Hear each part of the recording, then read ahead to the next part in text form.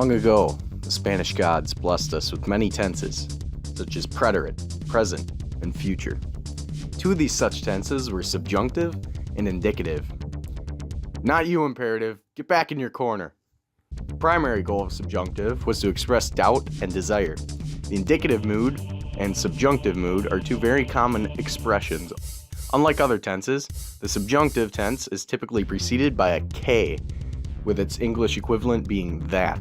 Indicative is typically used to express facts and other statements that are believed to be true with concrete evidence. The two are also conjugated differently. To conjugate indicative, it typically follows the same rules as simple present and present perfect.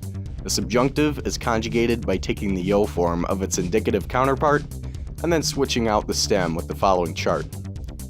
Remember, the conjugation chart never lies, except when it does. To are conjugated through the typical yo, tú, usted, él, ella, nosotros, vosotros, ellos, ellas, ustedes order is listed as de, des, demos, dais, and den. Estar is listed as este, estés, este, estemos, estés, and estén. There are a bunch more, but I can just show you a few images of some of the other ones.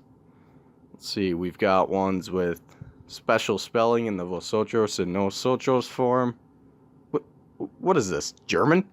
The best way to remember the use of the subjunctive is through the acronym WEIRDO. For your W, we've got wishes. E for emotions, I is for impersonal expressions, R goes under two categories, being both recommendations and requests. D is for doubt, disbelief, and or denial, and there's ojalá. One second.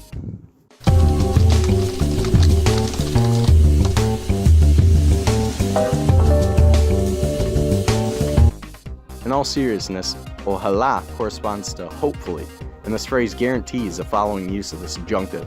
A few common subjunctive verbs include desear, querer, and creer. Some verbs telling of the indicative are mencionar, repetir, revelar, señalar, and that one. Moving on, here are a few examples for a few uses of the subjunctive and indicative in contrast. Juan quiere que yo lo llame mañana.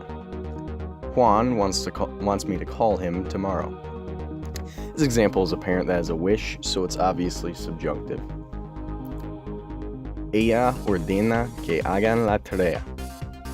She orders them to do the assignment. Once again, it's subjunctive because it is a request. Final example, Ángela ha estudiado español por 4 años.